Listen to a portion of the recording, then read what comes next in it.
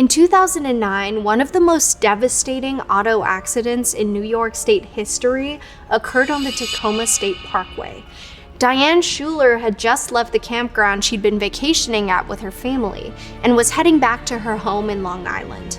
It was a drive she'd made dozens of times before, but 4 hours later, she would be spotted driving full speed down the highway in the wrong direction.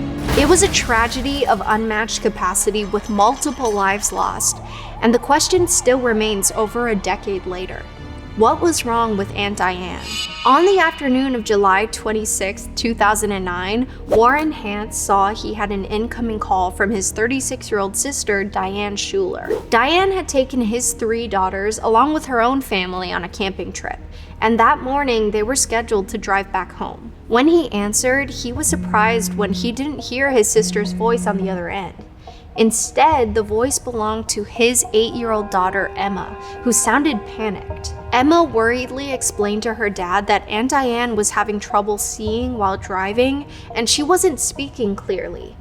Eventually, Diane got on the phone and said she was feeling disoriented and had foggy vision. Warren could hear his sister slurring and immediately knew something was wrong. He told Diane to pull over and stay off the road, and that he would drive out to her and help them. But when Warren got to the spot where Diane said she'd pulled over, she was gone, and the unimaginable was about to happen. So the area where Diane had been driving was called Westchester County.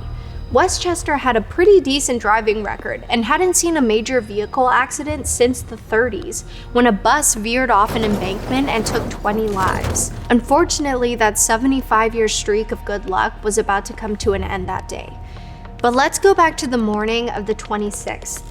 Diane Schuler had been camping at the Hunter Lake Campground in Parksville, New York for the weekend with her husband Daniel, their 2 children, and her 3 nieces.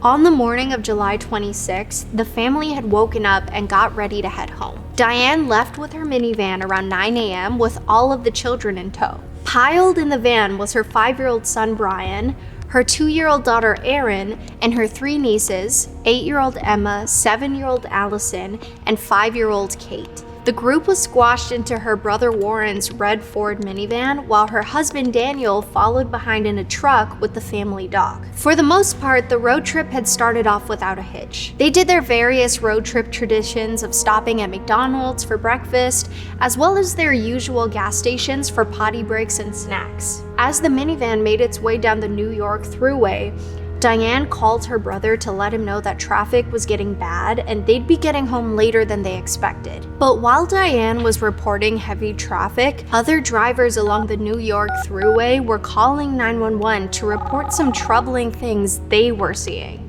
Several eyewitnesses reported that a woman in a red minivan was driving aggressively, tailgating other cars, flashing their lights, honking their horn, and literally driving in between the 2 lanes to speed around people. Some witnesses also reported that they'd allegedly seen a woman with a red minivan pulled over on the side of the road. They said it looked like she was on her hands and knees and appeared to be getting violently sick. Shortly after that first phone call with her brother, where she said they'd be home late, Diane made it across the Tappan Zee Bridge and onto the Taconic State Parkway. 2 hours later, around 1 p.m., Warren would receive the worried call from Emma where she would tell him the infamous phrase, "There's something wrong with Aunt Diane."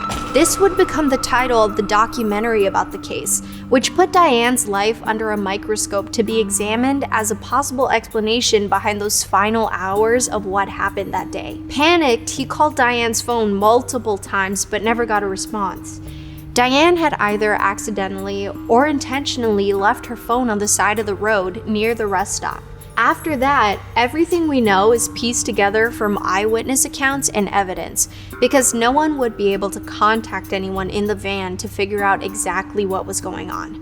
At around 1:33, 911 operators received multiple calls about a minivan driving the wrong way up an exit ramp and onto the highway. Within minutes, operators received more worried calls reporting a similar van driving down the highway in the wrong direction, going around 80 miles an hour. For about 2 miles, Diane's van sped south on the northbound side of the parkway while cars swerved to avoid her, before she eventually collided head-on with a Chevrolet Trailblazer. In a matter of 3 minutes, 8 lives were lost, with 4 of them being children. Of the 11 people involved in the crash, 7 victims were pronounced DOA at the scene. Another victim would later succumb to their injuries at the hospital, bringing the total fatality count to 8. It was determined that the children in the backseat of the car were not buckled in their car seats properly. All 3 passengers in the car that Diane collided with unfortunately did not survive the impact either. Miraculously, the 2 passengers in the 3rd car that was hit only suffered minor injuries.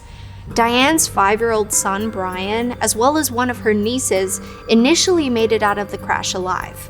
But sadly, Diane's 3rd niece did not pull through and succumbed to her injuries at the hospital.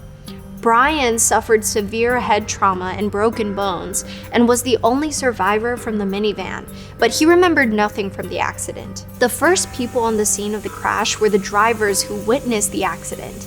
As soon as it happened, they jumped out of their cars and rushed to help, pulling Diane and all of the kids out of the van. Witnesses claim that as Diane was being pulled out, they could see a large broken bottle of vodka on the floor of the driver's side. 9 days after the crash, the investigation determined that Diane had been heavily intoxicated at the time of the crash. Toxicology reported that her BAC level was at 0.19%.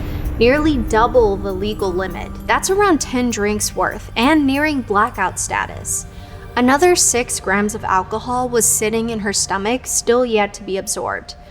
The toxicology report made authorities believe that Diane had been drinking from the bottle that was found in the car before the crash. They also discovered that Diane had high levels of THC in her system. The levels suggested that she could have as close to 15 minutes before she crashed the van. We'll never know anything that happened in that car for those last few terrifying minutes on the road. Most importantly, we'll never know the answer to the question that still baffles people to this day. Why?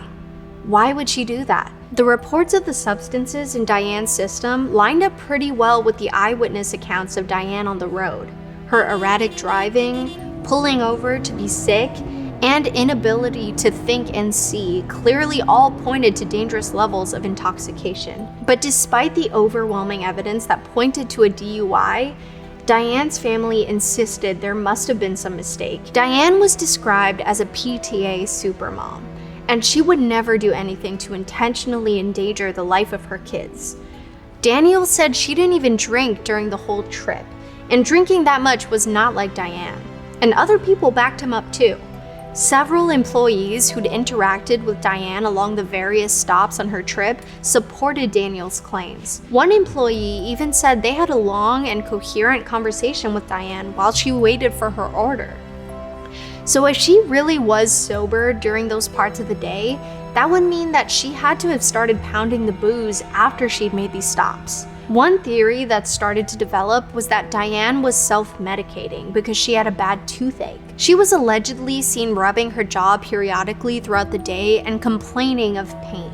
At one of the gas stations, Diane had attempted to buy some Tylenol. The employee also said that Diane seemed totally fine when she was there and didn't appear to be wasted or high. Could her pain have just been so terrible that she was desperate for any sort of relief and she thought a slight buzz could help get her home? While her husband, Daniel, had initially claimed that Diane hadn't had anything to drink over the weekend, he eventually gave in and admitted that she might have had a little to drink at some points during the trip. He also said that Diane did smoke MJ occasionally, but it was never in extreme amounts, claiming it was only to help her sleep at night. Daniel's sister later claimed that Diane smoked on a pretty regular basis. As hard as her family fought, they couldn't stop the investigators from ruling the crash a homicide from negligent driving. As a result of the crash and its high level of publicity, the governor of New York, David Paterson, introduced the Child Passenger Protection Act. The act made it a felony to drive under the influence while children under the age of 16 are present in the car. The private investigator that Daniel hired also thought the story was suspicious. He said he refused to believe that the PTA Mom of the Year just woke up one morning and decided to end it all. A lot of people believe that Diane was a mom who was struggling with addiction, and drinking was how she coped with stress. Diane had a traumatic childhood growing up. Her mother passed away when she was 9 years old, and being the oldest sibling, her dad expected her to step in as the mother of the household. She had to raise her younger siblings while cooking and cleaning, and that kind of pressure is a lot on a young developing brain. And as therapists continue to point out, the body keeps score. We hold on to an internalized trauma, and it shapes how we grow up and cope with obstacles and stress as adults. Diane also never got a break when it came to motherhood either. She and Daniel had opposite work schedules, which meant Diane was often the one caring for the kids while Daniel was away at work. Some people theorize that maybe she secretly resented Daniel, like how she'd resented her father for making her do all the work growing up. The autopsy also showed that her liver didn't indicate any signs of being a long-term drinker, so that didn't exactly support the theory that she was a high-functioning drinker in secret. Which leads some people to this next theory. Maybe she had a mental breakdown. Was it possible the picture-perfect PTA mom was under so much stress to fit the mold that she suddenly snapped? As you can see, there's no way we will ever know with 100% certainty what it was that caused one of the most catastrophic accidents in Westchester County history.